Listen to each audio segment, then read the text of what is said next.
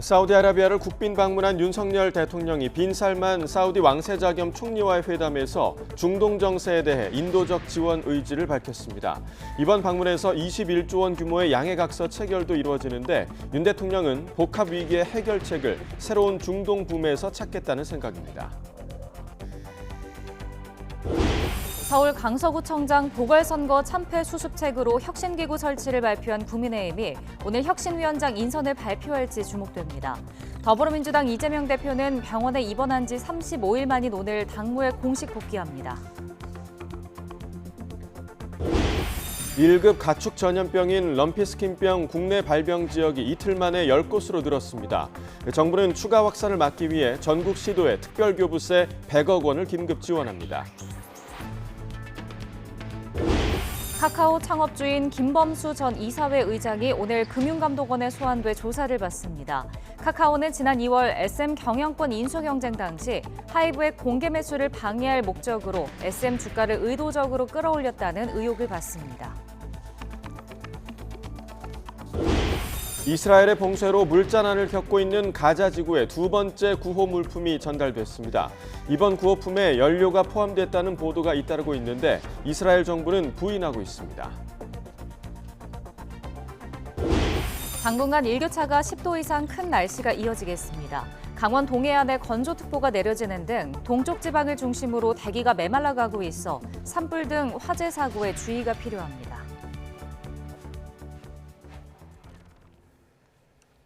시청자 여러분 안녕하십니까? 굿모닝 YTN 2부 시작합니다. 사우디아라비아를 국빈 방문한 윤석열 대통령이 빈 살만 사우디 왕세자 겸 총리와의 회담에서 중동 정세에 대해 의견을 나누며 인도적 지원 의지를 밝혔습니다.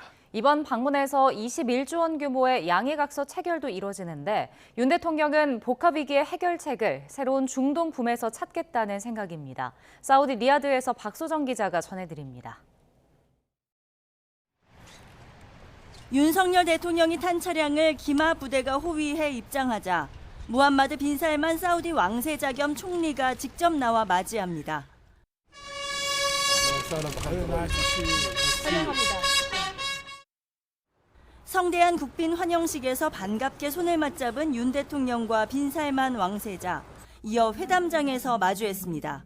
정상간 상호 갈등이 실현되고 양국 관계가 크게 발전하는 것을 신뢰하고 있습니다. 두 정상은 이스라엘과 하마스 간 무력 충돌 사태로 불안정한 중동 정세를 둘러싼 의견을 나눴는데 윤 대통령은 특히 우리 정부가 인도적 지원을 포함해 필요한 협력을 하겠다는 뜻을 전했습니다. 핵심 화두는 경제 문제였습니다. 출렁이는 국제 유가, 사우디가 우리나라 최대 원유 공급국인 만큼 윤 대통령은 빈 살만 왕세자에게 원유 시장 안정을 위한 리더십을 발휘해달라 당부했고 우리 기업들이 입찰에 참여한 네옴시티 프로젝트에서도 수주할 수 있도록 지원을 요청했습니다. 회담 이후에는 산업부와 사우디 에너지부 간 수소 오아시스 협력 이니셔티브와 통계청 간의 협력 약정서가 체결됐습니다. 한국석유공사와 사우디 아람코의 원유 공동 비축 계약도 이루어지는 등 이번 국빈 방문을 계기로 맺을 양해각서는 모두 50여 건, 21조 원 규모입니다. 첫 사우디 국빈 방문을 통해 한사우디 관계를 과거 탄소 기반의 중동 1.0을 넘어 탈탄소 기반의 중동 2.0으로 전환하는 역사적 전기를 우리가 직면한 복합 위기 역시 새로운 중동 붐을 통해 해결책을 찾을 수 있다는 것이 1호 영업사원인 윤석열 대통령의 생각입니다. 윤 대통령은 한 사우디 투자 포럼에도 참석해 사우디의 수소 생산과 한국의 수소 유통을 결합해 글로벌 수소 경제를 선도하자고 제안했습니다. 이번 중동 순방 일정 모두 국민의 먹고 사는 문제로 귀결된다. 대통령실이 거듭 강조하는 내용입니다. 윤 대통령이 매달 외교 일정에 주력할 때 시급한 민생을 외면하는 것 아니냐는 비판이 불거지는 점을 의식한 것으로 보입니다. 사우디 리야드에서 YTN 박소정입니다. 장기간 단식 뒤 회복 치료를 해오던 더불어민주당 이재명 대표가 건강 악화로 병원에 입원한 지 35일 만인 오늘 당무에 공식 복귀합니다.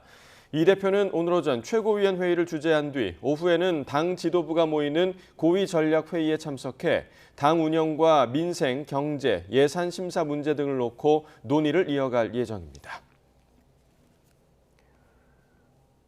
국민의힘 김기현 대표가 당무 복귀를 앞둔 민주당 이재명 대표에게 민생협치회담을 제안했습니다.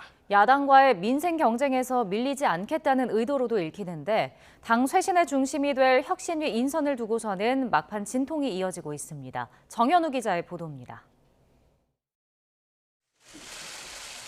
민심과 민생은 당이 주도하겠다는 취지로 예전처럼 총리 공간이 아닌 국회에서 진행된 고위 당정 협의회. 애초 첫 발언을 하려던 한덕수 총리 대신 먼저 마이크를 잡은 김기현 대표가 더불어민주당 이재명 대표를 향해 민생협치회담을 전격 제안했습니다. 민생협치회담을 개최하고자 제안하고자 합니다.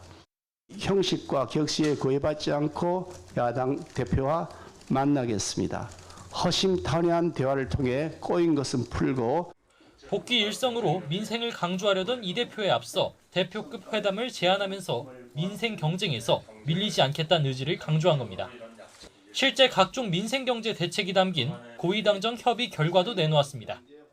김장철에 대비한 정부 배추 물량 방출 등 먹거리 물가 안정책과 유류세 인하 조치 연장 등 에너지 수급 대책을 포함해 금융시장 불확실성 확대로 생길 취약계층의 어려움에 대비해 정책 방향을 미리 예고하는 포워드 가이던스도 운을 뗐습니다. 소 럼피스킨병 발생 지자체에 특별 교부금을 내려보자는 제안도 정부 즉각 수용을 받아냈습니다. 민생 드라이브와 보조를 맞출 당 쇄신책, 혁신위원회 구성을 두고는 막판 진통을 거듭하고 있습니다. 김 대표가 직접 외부 인사를 위주로 제안을 했지만 대다수가 고사를 거듭해 당초 계획보다 확정 날짜가 미뤄지고 있습니다. 제안도 하고 접촉도 하고 했지만 쉽지 않은 여건인 거는 분명한 거고 조금 시간을 주세요. 지금 이게 우리 당이 지금 처해 있는 현실임을 저희 인정하고 있습니다. 보궐선거 참패로 내년 총선 불안감이 확산하는 가운데 혁신위 인사 실패는 자칫 김 대표에게 치명타를 안길 수 있는 만큼 인선을 둘러싼 신중론도 적지 않습니다. 하지만 속도감 있는 당 쇄신 역시 절실하고 당 혁신을 바라보는 관심 또한 높은 상황에서 김 대표에게 주어진 시간이 많진 않은 것으로 보입니다. YTN 정현우입니다. 국민의힘 전신인 옛 새누리당의 대표를 지낸 김무성 전 의원이 유승민 전 의원과 이준석 전 대표를 향해 탈당해선 안 된다고 촉구했습니다. 김 전 대표는 어제 자신의 SNS에 신당을 만들어서는 의미 있는 표를 얻을 수 없고 수도권 여당 후보를 떨어뜨릴 정도로 득표해 선거 패배에 누명만 쓰게 될 가능성이 크다면서 이같이 썼습니다. 이어 당이 최대 위기라며 정당 민주주의를 실현해 극복해야 한다면서 당원 당규대로 상향식 공천을 해 모두를 품고 이기는 선거를 하는 것만이 살 길이라고 강조했습니다. 소바이러스성 질병인 럼피스킨병이 국내에 첫 발생한 지 사흘째인 어제 무더기로 추가로 발생했습니다. 이 럼피스킨병 중앙사고수습본부는 경기도 김포에 있는 젖소 사육농장 등 6개 농장에서 의심 신고가 들어와 정밀 검사한 결과 모두 확진됐다고 밝혔습니다. 추가로 확진된 농가는 경기도 김포와 평택, 충남 태안 그리고 서산 3곳입니다. 이로써 현재까지 국내에 럼피스킨병이 발생한 농가는 모두 10곳으로 늘었습니다. 이 럼피스킨병은 소에게 발생하는 피부 전염병인데요. 폐사율은 10% 안팎으로 높진 않습니다. 하지만 전염력이 높아서 일종 가축 전염병으로 분류되며 우유 생산 급감 등 경제적 피해에 대한 우려도 큽니다. 차유정 기자입니다. 소 피부에 우둘투둘 작은 혹들이 올라와 있습니다. 최근 국내 소 농가에서 확산 중인 전신성 피부병 럼피스킨병입니다. 고열과 침 흘림, 피부 결절 등 증상은 구제역과 비슷합니다. 다만 공기로도 감염되는 구제역과 달리 모기 같은 흡혈 곤충 등을 통해 주로 전파됩니다. 구제역은 돼지도 걸리고 사람도 감염되는데 럼피스킨병은 소들만 감염되며 사람은 걸리지 않습니다. 치사율은 10% 안팎 수준. 치사율이 높은 건 아니지만 전파력이 세고 바이러스 생존력이 강해 국내 일종 가축 전염병으로 지정됐습니다. 특히 젖소에게 치명적인 질병으로 발병 시 유량 생산성이 급격하게 떨어지고 고기, 가죽 손상 피해도 심각합니다. 우유 생산량이 감소한다든지 유산이 발생한다든지 또는 이제 피부에 결절이 생기기 때문에 가죽에 손실이 생긴다든지 이렇게 될 수 있습니다. 피해 확산을 막기 위해 정부가 지침에 따라 매몰 처분과 이동 중지 명령 등 조처를 하고 있지만 축산시설과 소 농가 자체 예방이 중요합니다. 농가는 매일 농기구 등을 소독하고 살충제 살포와 구충 작업을 통해 전파 요인인 곤충 방제를 강화해야 합니다. 정부는 의심 증상 발견 시 지체 없이 가축방역관에게 신고해달라고 당부했습니다. YTN 차유정입니다. 정부가 소 럼피스킨병 추가 확산을 막기 위해서 서해안 발생 지역을 중심으로 합동 점검을 벌입니다. 행정안전부는 오늘부터 농림축산식품부와 함께 인천과 경기, 충남, 전북, 전남 등 서해안 5개 시도에 대한 소농장 방역정부 합동점검을 진행한다고 밝혔습니다. 이상민 장관은 전국적인 합동점검을 실시해 럼피스킨병 확산 방지에 총력을 다하겠다고 말했습니다. 정부는 앞서 충남과 경기 지역을 비롯한 전국 시도에 특별교부세 100억 5천만 원을 긴급 지원하기로 했습니다. 특별교부세는 거점 소독시설 운영과 위험지역 소독 강화 등 지자체 방역 활동에 쓰일 예정입니다. 지난 5년 동안 검찰이 범죄 수익으로 몰수해 보유하고 있는 가상화폐가 11억 원어치에 달하는 것으로 드러났습니다. 가격이 폭등한 가상화폐를 처분해 거액을 국고에 환수하기도 했지만 처분 시점은 제각각이라 더욱 전문적인 처분 기준이 필요하다는 지적이 나옵니다. 보도에 홍민기 기자입니다. 텔레그램 속 박사방 참가자에게 성착취 영상을 판매한 조주빈부터 각종 마약상까지 강력 범죄자들이 현금 대신 추적이 어려운 가상화폐를 챙기면서 검찰 등 수사기관도 가상화폐를 범죄 수익으로 몰수하고 있습니다. 지난 2021년부터는 공공기관도 보유한 가상화폐를 매각할 수 있게 됐는데 최근 5년 동안 검찰이 몰수하고 처분한 가상화폐 내역을 분석해봤습니다. 먼저 매각 예정이거나 매각 중인 가상화폐는 서울중앙지검과 인천지검이 나눠 보유하고 있는 것으로 나타났습니다. 최근 시가를 기준으로 모두 11억 5천만 원에 달하는데 비트코인 3.4개를 가진 서울중앙지검이 대부분을 차지하고 있습니다. 같은 기간 전국 검찰청에 몰수된 가상화폐는 모두 20여 종으로 이 가운데 지난 8월까지 처분된 가상화폐는 모두 124억 원어치에 달했습니다. 이 가운데 수원지검은 무려 123억 원을 국고에 채워 압도적 1위를 기록했습니다. 지난 2017년 불법 음란물 사이트 운영자에게 몰수한 비트코인을 공공기관의 가상화폐 매각이 허용된 뒤 팔면서 의도치 않은 대박을 친 겁니다. 압수 당시의 가치는 2억 7천만 원이었는데 4년 만에 122억 원으로 45배가 뛰었습니다. 다만 가상화폐 처분 시점은 검찰청마다 제각각이었습니다. 서울중앙지검의 경우 지난 2021년 10월 몰수한 이더리움은 국고에 귀속했는데 이보다 2년 앞서 몰수한 비트코인 등은 아직 처분 중인 것으로 나타났습니다. 주요 범죄에 사용됐다는 이유로 지난 2020년 6월 국내 거래소에서 상장 폐지된 모네로도 상당량 가지고 있었습니다. 이에 따라 검찰이 몰수한 범죄 수익을 온전히 국고로 환수할 수 있도록 가상화폐 처분 기준을 전문화, 세분화해야 한다는 지적이 나옵니다. 전문가위원회를 설치해서 신속하고 빠른 환가 절차를 거쳐 불법 수익이 국고로 환수되게끔 하는 제도 개선이 꼭 필요합니다. 미국의 경우 법무부 산하 연방보안국을 청산 담당 기관으로 정하고 신뢰도와 전문성을 가진 거래소나 전문업체에 압수한 가상화폐 처분을 맡깁니다. 시장에 미치는 영향을 최소화하도록 여러 차례에 나눠 매각하기도 하는데 최근 가상화폐 관련 범죄가 꾸준히 늘어나는 우리나라도 참고할 만한 대목입니다. YTN 홍민기입니다. SM엔터테인먼트 주가 시세 조종 의혹을 수사하는 금융감독원이 오늘 카카오 창업주인 김범수 전 이사회 의장을 소환해 조사합니다. 금감원 특별사법경찰은 지난 8월 김범수 전 의장의 사무실을 압수수색한 데 이어 오늘 오전 10시에 출석할 것을 통보했습니다. 금감원 특사경은 김 전 의장을 상대로 SM엔터테인먼트 시세 조종 의혹과 관련한 지시나 보고가 있었는지 강도 높은 조사를 할 것으로 보입니다. 카카오는 지난 2월 하이브와의 SM 경영권 인수 경쟁 당시 하이브의 공개 매수를 방해할 목적으로 SM 주가를 의도적으로 끌어올렸다는 의혹을 받습니다. 지난해 말부터 이어진 경기 침체에도 고용 지표만 보면 나쁘지 않은 흐름을 이어가고 있습니다. 하지만 민간 일자리만 따져보니 제조업과 도소매업 경기 부진으로 양질의 일자리가 줄었고 청년 취업자 수도 감소세인 것으로 나타났습니다. 보도에 윤혜리 기자입니다. 정부는 경기 부진에도 고용 지표가 호조세를 이어가고 있다고 평가합니다. 통계청이 발표한 지난달 고용 동향을 보면 경제활동 인구인 15세부터 64세의 고용률은 69.6%로 지난해 같은 달보다 0.7%포인트 상승했습니다. 같은 기간 실업률은 0.1%포인트 하락한 2.3%입니다. 고용률 63.2%, 실업률 2.3%로 각각 9월 기준 역대 최고 최저를 기록하며 고용 지표가 견조한 흐름을 이어가고 있습니다. 실제로 고용은 호황기를 맞고 있을까? 올해 상반기 민간 분야의 양질의 일자리는 오히려 감소했다는 분석이 나왔습니다.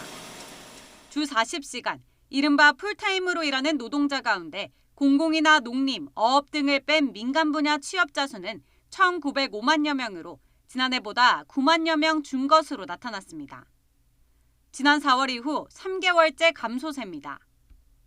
업종별로는 반도체를 중심으로 장기간 업황이 부진했던 제조업 취업자 수가 13만 4천 명 줄었고 도매와 소매업은 8만 9천 명, 건설업도 5만 3천 명 감소했습니다. 공공 일자리부터 여러 가지가 다 들어가니까 그냥 정부에서 예산으로 다 어쨌든 늘리면 이제 그거는 뭐 되는 부분이고 민간 경기와 우리나라 전체 일자리가 완전히 일치하는 방향으로 가지 않는 경우들이 있어요. 기업마다 신규 채용문이 좁아지면서 청년층 고용 현황도 좋지 않습니다. 지난달 청년층 취업자 수는 지난해 같은 달보다 8만 9천 명 줄었고 고용률은 0.1%포인트 하락했습니다. 취업자 수는 줄었지만 일단 기본적으로 인구 구조의 변화라는 거하고 같이 봐야 되는 상황이기 때문에 율이라는 부분, 이제 취업자만 볼 게 아니라 고용률도 같이 봐야 되는 상황이고요. 대내외적인 경기 불확실성이 해소되기 전까지 제조업 등 민간 분야에서 고용 여건이 당분간 나아지기 어려울 거란 전망이 나옵니다. YTN 윤혜리입니다. 이스라엘의 봉쇄로 심각한 물자난에 시달리는 가자지구 주민을 위한 두 번째 구호 물품이 전달됐습니다. 현재 시각 22일 추가 구호 물품 트럭 17대가 가자지구로 들어가는 유일한 통로인 이집트 라파 국경 검문소를 통과했습니다. 일부 외신은 구호품 트럭에 연료가 포함됐다고 보도했지만 이스라엘은 부인하고 있습니다. 이스라엘은 하마스가 무기와 폭발물을 만드는 데 사용할 수 있다는 이유로 연료 반입을 반대하고 있습니다. 이스라엘과 하마스의 전쟁으로 피난민 160여만 명이 발생한 것으로 집계됐습니다.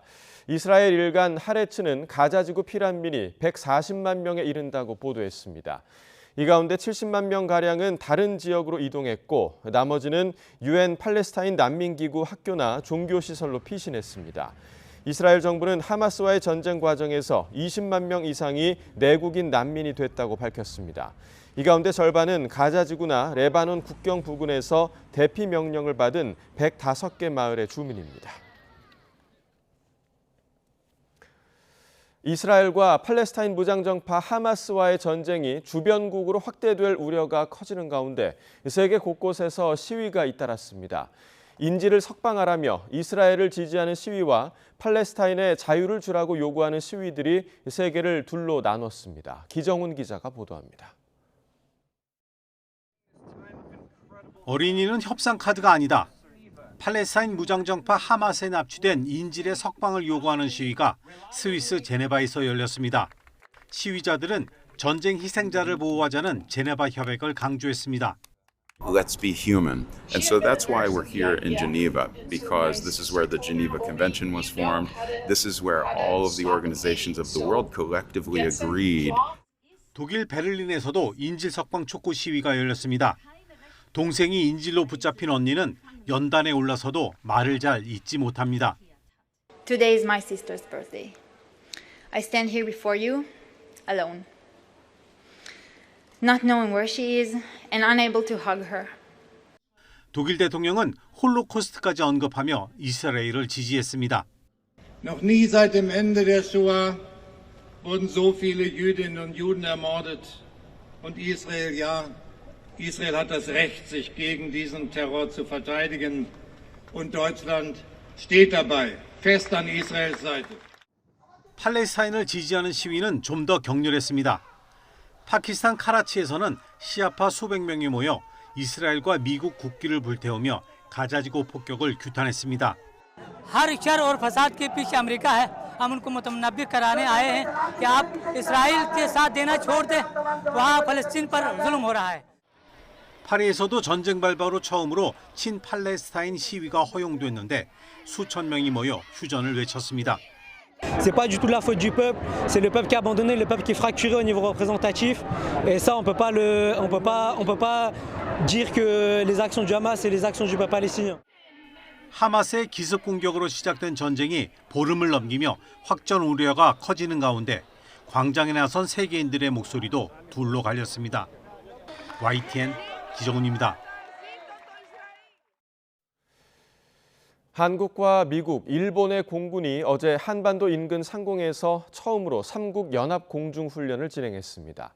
핵무장이 가능한 미국의 전략폭격기 B-52H도 동원됐는데 한미일 정상이 지난 8월 캠프 데이비드 합의에서 연합훈련을 활성화하기로 한 데 따른 것입니다. 신현준 기자의 보도입니다. 미 공군의 전략폭격기 B-52H를 한미일 전투기가 호위하며 편대 비행을 하고 있습니다. 한미일 3국의 연합공중훈련인데 우리 측 방공식별구역과 일본 방공식별구역의 중첩구역을 포함해 한반도 인근 상공에서 진행됐습니다. 한미 공군과 미일 공군이 각각 연합훈련을 한 적은 있지만 한미일 공군이 함께 훈련한 것은 이번이 처음입니다. 지난 8월 한미일 정상이 캠프 데이비드에서 합의했던 연합훈련 활성화에 따른 조치입니다. 특히 B-52H는 사거리 2,000km인 핵미사일을 탑재할 수 있고 미사일과 폭탄 31톤을 무장하고 45시간 작전 수행이 가능해 북한이 가장 두려워하는 전략 자산으로 꼽힙니다. 폭격기 전력이 왔을 때 그것을 격추하거나 할 수 있는 공중전 능력이 없기 때문에 북한 같은 경우는 오히려 비난을 한다는 것은 그만큼 폭격기 전력이 북한으로 하여금 두려운 존재겠죠. 앞서 B-52H는 서울 아덱스 개막식 축하 비행에 참여한 뒤 청주 공군기지에 착륙해 내외신 취재진에게 모습을 공개하기도 했습니다. B-52H가 국내 공군기지에 착륙한 것은 이번이 처음인데 북핵 위협에 대비한 확장 억제 실행력 강화 방안으로 이루어졌습니다. 한미 양국 국방부는 확장 억제 실행력 강화의 일환으로 미국 전략 자산을 상시 배차에 준하는 수준으로 운영하기로 하였고 이를 위해서 긴밀히 협의해 오고 있습니다.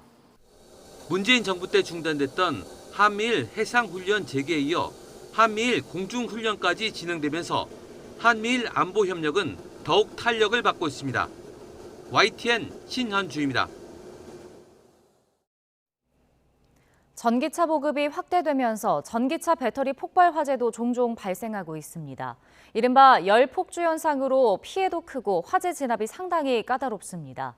이 때문에 소방당국은 배터리 폭발 화재 진압 훈련을 정기적으로 하고 있습니다. 박종혁 기자가 보도합니다. 네, 지난밤 국도를 달리던 테슬라 전기차에서 화재가 발생해 전기차에서 폭발성 화염이 치솟아 순식간에 주변을 삼키는 모습이 CCTV에 포착됐습니다. 전기차 배터리가 폭발하면 이른바 열폭주 현상으로 그야말로 순식간에 불이 번집니다. 주변 차량 4대ጥ는 무방비 상태로 피해를 입을 수밖에 없습니다. 전기차 배터리 폭발 화재를 가정한 소방 훈련이 한창입니다. 차량 밑에서 연기가 나고 신고를 받고 출동한 소방관들이 물을 뿌립니다. 소화포를 씌워 열 확산도 막고 차량 밑으론 방수 관창을 넣어 배터리에 열을 식힙니다. 마지막으로 이동식 소화 수조를 설치해 배터리에 열이 식기를 기다립니다. 이런 아파트 지하 주차장은 전기차 화재 진압이 더 까다롭습니다. 밀폐된 공간에 차량이 밀집되어 있고 소방차가 진입할 수 없기 때문입니다. 소방차 진입이 불가능하고 밀폐된 구조로 인하여 다량의 연기 발생으로 인하여 시야 확보가 어렵고 하점 발견이 어렵고 전기차 배터리가 폭발하면 섭씨 800도까지 치솟은 열이 쉽게 가라앉지 않아 진화에도 시간이 오래 걸립니다. 그래서 배터리에 구멍을 내서 배터리 내부에 물을 뿜어 열을 식히는 특수 장비도 도입할 예정입니다. 차량 하부에서 전기차 배터리를 직접 관통해서 단시간 내 화재를 진압할 수 있는 신규 특수 장비 4대를 추가로 도입할 예정이며 점차 확대해 나갈 계획입니다. 특히 주차장에 낮은 격벽을 세우는 등 열 폭주에 따른 불 확산을 막는 정책적인 방안을 찾아야 한다는 지적도 있습니다. YTN 박종혁입니다. 화석 연료를 줄여야 한다는 대명제에도 불구하고 아직은 신재생 에너지가 큰 역할을 하지 못하고 있는데 앞으로는 판도가 크게 바뀐다는 전망이 나왔습니다. 2050년에는 태양광 에너지가 전체 에너지원의 절반 이상을 차지할 거란 분석이 나왔습니다. 보도에 최소라 기자입니다. 태양빛을 받아 전기를 만들어내는 태양광 발전. 현재 가장 널리 쓰이는 건 값이 싸고 만들기 쉬운 실리콘 태양전지입니다. 하지만 날씨에 따라 발전 효율이 변하고 태양광 패널이 넓은 공간을 차지한다는 등의 이유로 태양광 발전 비중은 전체 에너지원의 5%도 되지 않습니다. ES가 무한히 많이 있으면 태양광으로 엄청나게 저장해놓고 꺼냈으면 사실은 화력 발전이나 원자력 발전에 그렇게 의지할 필요가 없는데 그렇게 큰 ES는 비싸니까 보급이 안 돼 있고. 하지만 이 같은 상황을 고려해도 머지않은 미래엔 태양광 발전이 지구의 주 에너지원이 될 것이라는 전망이 나왔습니다. 영국 엑세터대 연구진은 2050년에는 태양광 발전이 전체 에너지원의 50% 이상을 차지할 것이라며 이 흐름은 이미 되돌릴 수 없다고 밝혔습니다. 11개 에너지원의 전망치를 보면 현재 주요 에너지원인 화석연료는 21%로 비중이 줄고 원자력 등 다른 재생에너지는 비중이 비슷하거나 줄어드는 것으로 나타났습니다. 연구팀은 지난 10년간 태양광 패널 설치 대수는 연 25%씩 늘어났고 태양광 발전 비용이 연 15%씩 감소했는데 설치 대수가 늘수록 비용 감소폭이 컸던 점이 이 같은 전망치로 이어졌다고 분석했습니다. 연구팀은 이 같은 흐름에 정치인들과 금융권이 주목해야 한다며 대비해야 할 점들도 제시했습니다. 태양광이 안정적으로 전기를 공급하려면 전기 저장 장치가 개발돼야 하고 지역 간 전력 공유 시스템도 필요하다고 말했습니다. 또 리튬과 구리, 니켈, 코발트 등 태양광 발전에 필요한 희귀 금속 공급망을 확충해야 한다고도 언급했습니다. 이번 연구 성과는 네이처 커뮤니케이션즈에 실렸습니다. YTN 사이언스 최소라입니다. 오전 3선승제로 열리는 프로야구 준 플레이오프에서 NC가 SSG를 누르고 먼저 1승을 챙겼습니다. NC는 인천 SSG 랜더스필드에서 열린 1차전에서 8회 대타 김성욱의 선제 투런 홈런과 9회 추가 점수로 SSG를 4대3 한 점 차로 눌렀습니다. SSG는 1대4로 뒤진 9회 말 하재훈이 2점 홈런을 쏘아올리며 뒤늦게 추격에 나섰지만 경기를 뒤집는 데는 실패했습니다. 들쑥날쑥한 기온 변화에 감기 걸리기 쉬운 요즘입니다. 오늘도 크게 벌어지는 일교차를 유의해 주셔야겠는데요. 우선 현재 서울 기온은 11.4도로 어제 같은 시각보다 5도나 높아 쌀쌀함이 덜하고요. 낮 동안에도 21도까지 올라 예년 기온을 2도가량 웃돌겠습니다. 하지만 여전히 아침과 낮의 일교차는 10도 이상 크게 벌어지니까요. 건강관리와 옷차림에 유의해 주시기 바랍니다. 또 출근길 짙은 안개에 대한 주의도 필요하겠습니다.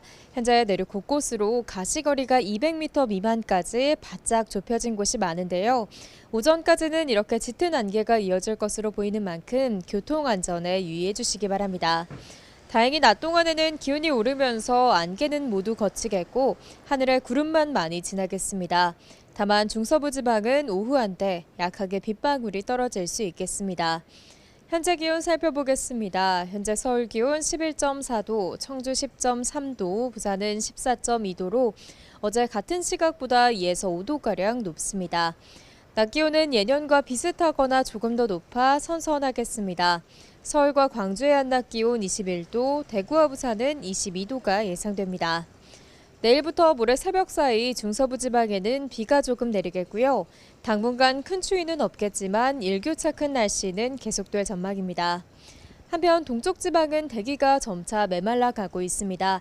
특히 강원 동해안 지역에서는 건조특보도 발효 중인 만큼 산불 등 화재 예방에 각별히 신경 써주시기 바랍니다. 지금까지 서울 상암동 야외 스튜디오에서 YTN 윤수빈입니다.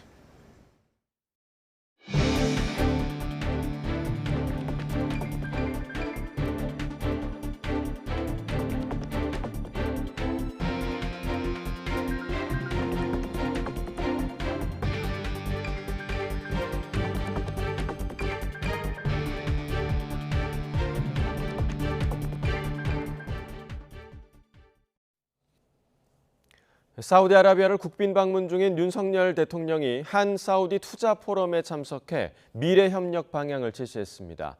윤 대통령은 투자 포럼에서 한국과 사우디가 손을 맞잡으면 큰 시너지가 날 것이라며 사우디 국가 전략인 비전 2030에 발맞춰 양국이 제조업과 청정에너지 등 다양한 분야로 파트너십을 확장해야 한다고 밝혔습니다. 특히 양국 모두 탄소 중립을 선언한 만큼 사우디의 수소 생산과 대한민국의 수소 유통 활용을 결합해 수소 경제를 선도하자고 강조했습니다. 윤 대통령이 대규모 경제사절단과 함께 사우디아라비아, 카타르 순방에 나선 가운데 한국이 중동에서 미래 에너지와 전기차, 방위산업 분야에서 협력 가능성이 크다는 분석이 나왔습니다.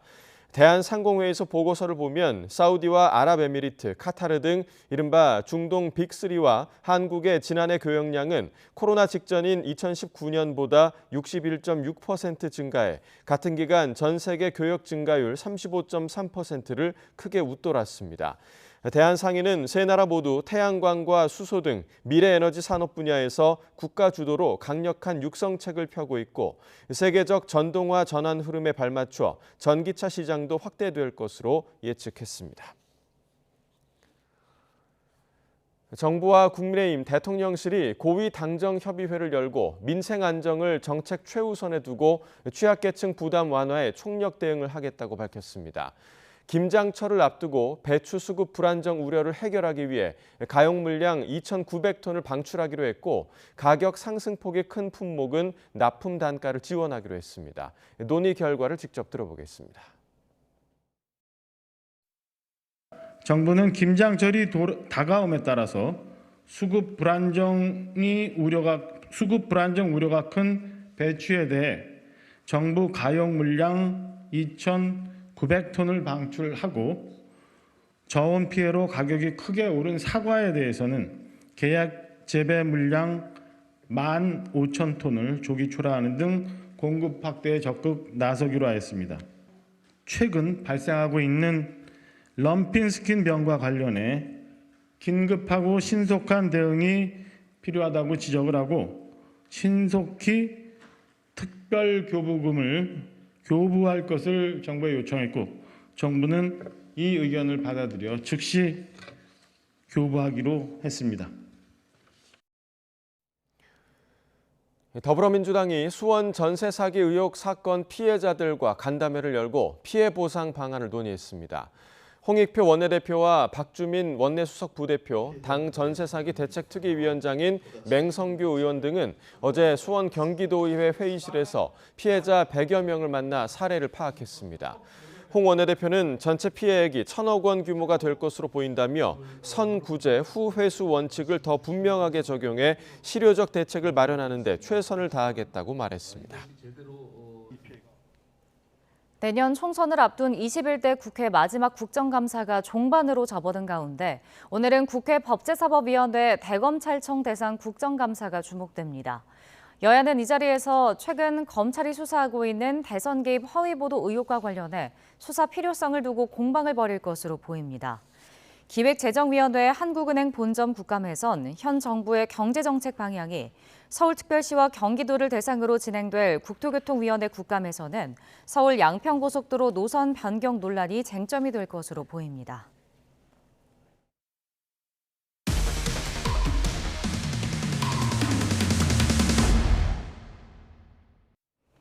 영화와 드라마 그리고 뮤지컬까지 이제 한국의 주요 상품이 된 K 콘텐츠 뒤에는 주연 배우 외에도 감초 역할을 하는 수많은 단역 연기자가 있습니다.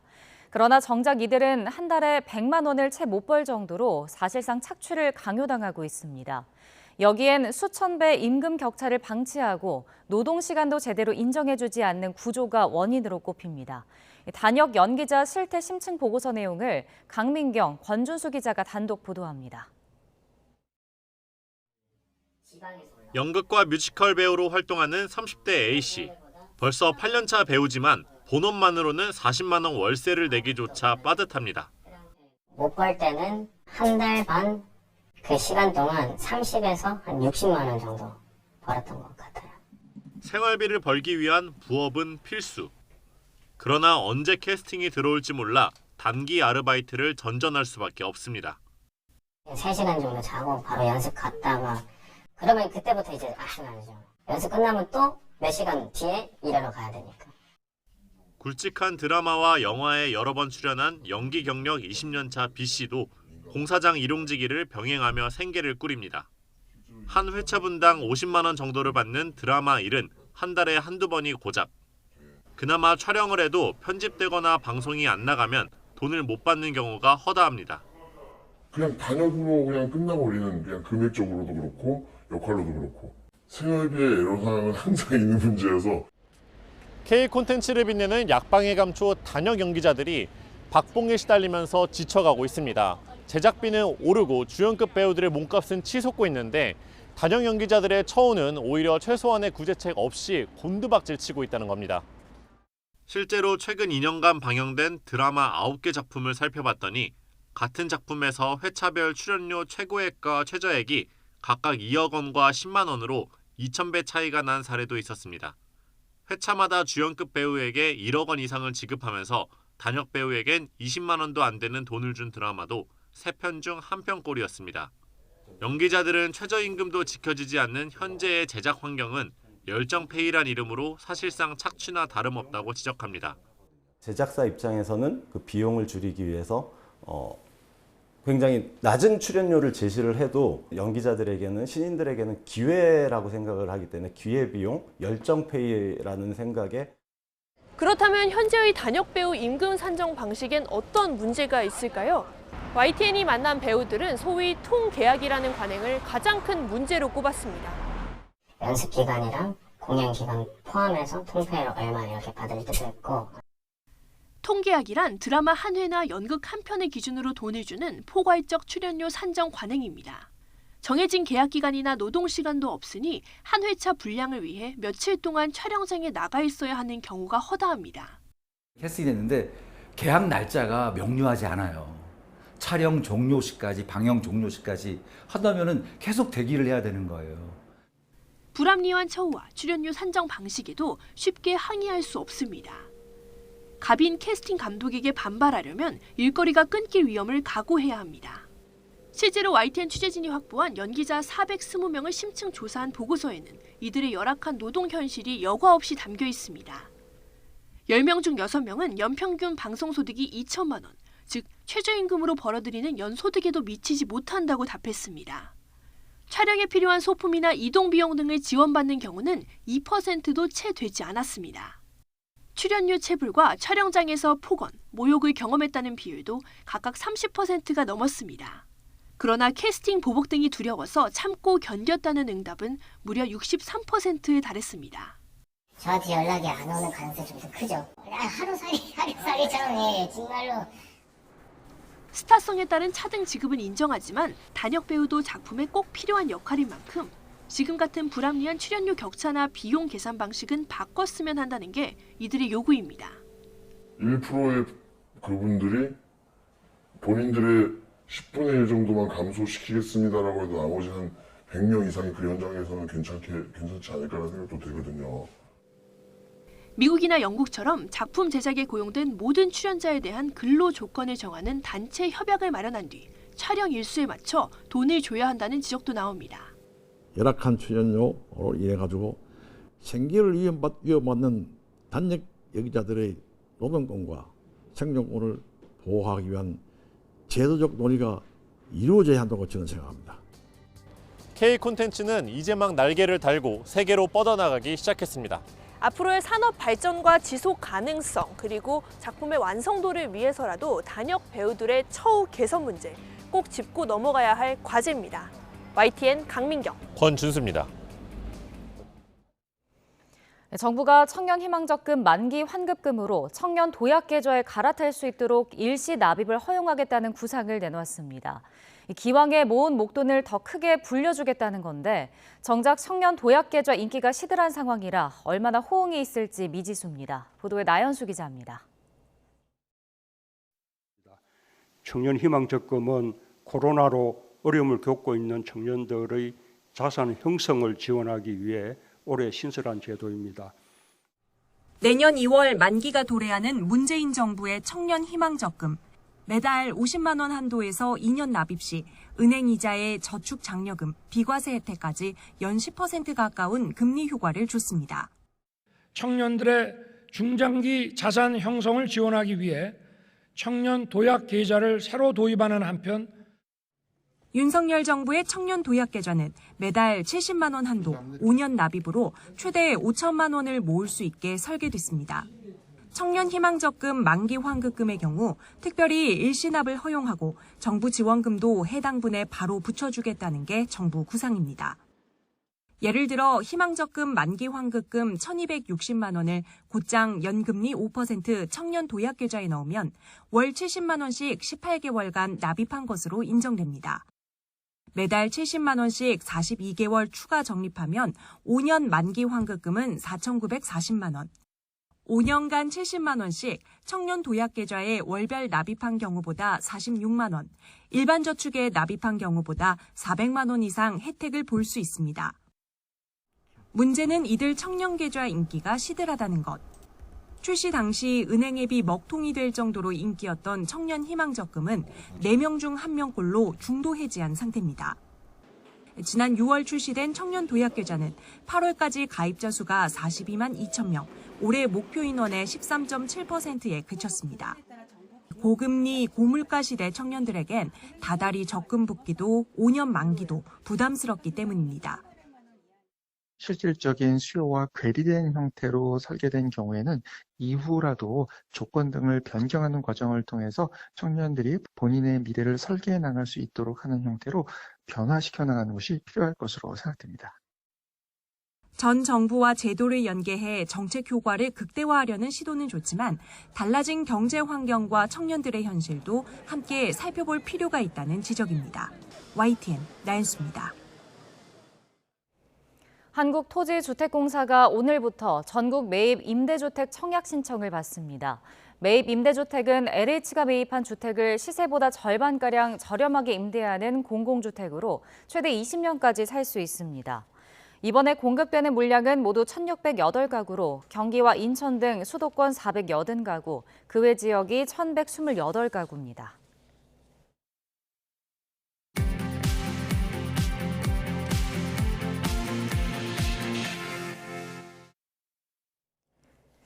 이 시각 세계는입니다. 이스라엘의 봉쇄로 물전환을 겪고 있는 가자지구 주민을 돕기 위한 두 번째 구호품 트럭이 검은소를 통과했습니다. 이번 구호품에 연료가 포함됐다는 보도가 잇따르고 있는데 이스라엘 정부는 부인하고 있습니다. 류재복 기자입니다. 물건을 가득 실은 트럭이 줄지어 국경을 넘습니다. 가자지구 주민들에게 생명줄이 될 물과 식량입니다. 하루 전 처음으로 20대가 들어간 데 이어 트럭 17대분이 지원됐습니다. خدمات طبيه عشان ندخل ان شاء الله ربنا يكرم ندخل رفح ونساعد اخواتنا هناك في مساعده المصابين والجرحى في قطاع غزه. 구호품 트럭과 함께 라파 검문소 부근에서 연료 차량이 목격됐습니다. UN 팔레스타인 난민기구는 차량이 가자 지구에 들어가 병원 두 곳에 연료를 지원할 것이라고 밝혔습니다. 하지만 이스라엘 총리실은 이 사실을 부인했습니다. 가자 지구 내부의 UN 저장소에서 병원으로 연료를 운반하는 트럭이라는 것입니다. 이스라엘은 하마스가 폭발물 제조에 사용할 거란 이유로 연료 반입을 반대하고 있습니다. 이스라엘군의 무차별 폭격으로 무너져 내린 시장. 폐허 속에서 쓸만한 물건을 건지려는 사람들로 붐빕니다. 연료가 부족한 병원 사정이 가장 좋지 않습니다. 전기로 작동되는 인큐베이터에 신생아 130명이 위험에 처해 있습니다. 유엔은 연료가 없으면 인도적 지원도 없다며 즉각적인 지원을 호소하고 있습니다. What entered is good, but it's not enough. We need at least 100 trucks per day to get into Gaza. 가자지구 구호 물품 반입은 지난 18일 바이든 미국 대통령의 이스라엘 방문 때 합의됐습니다. 하지만 하루 20대 분량은 통상 반입분의 3%에 불과할 정도로 턱없이 부족한 실정입니다. YTN 유재복입니다.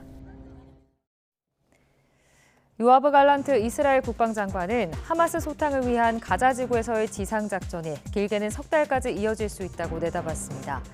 갈란트 장관이 현지 시각 22일 공군 사령부에서 지상작전은 가자지구에서 마지막 작전이 돼야 한다며 이같이 말했습니다. 또 작전이 길게는 석 달까지 이어질 수 있지만 결국 하마스는 존재하지 않을 것이라고 강조했습니다. 베냐민 네타냐후 이스라엘 총리는 헤즈볼라가 전쟁에 가담할 경우 상상 못할 강력한 반격으로 무력화시킬 것이라고 경고했습니다.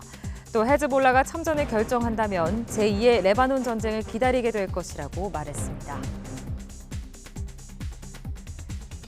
토니 블링컨 미 국무장관은 하마스가 팔레스타인을 통치하던 상태로 돌아가기 어렵다고 말했습니다. 블링컨 장관은 MBC 방송에 출연해 이스라엘은 이전 상태로 돌아갈 수 없으며 어떤 나라도 그런 상황을 받아들일 수 없을 것이라고 말했습니다.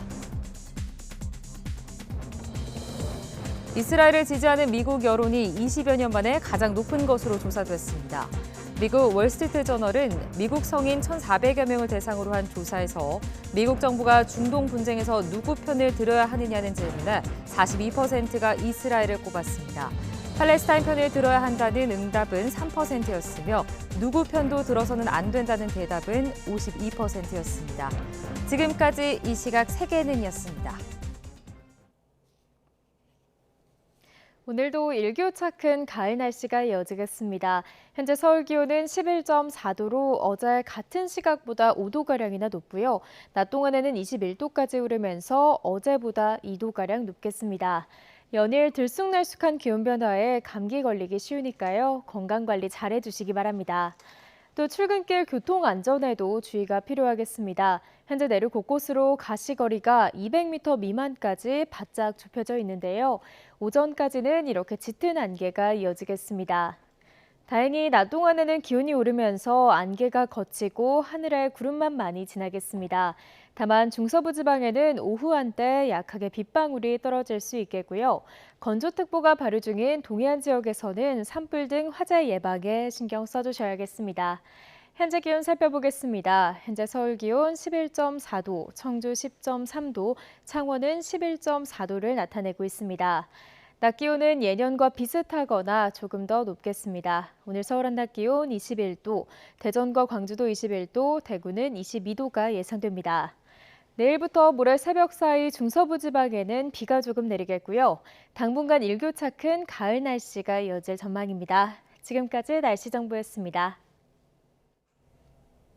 굿모닝 YTN 2부 마칩니다. 잠시 후 6시 50분 3부에서 뵙겠습니다.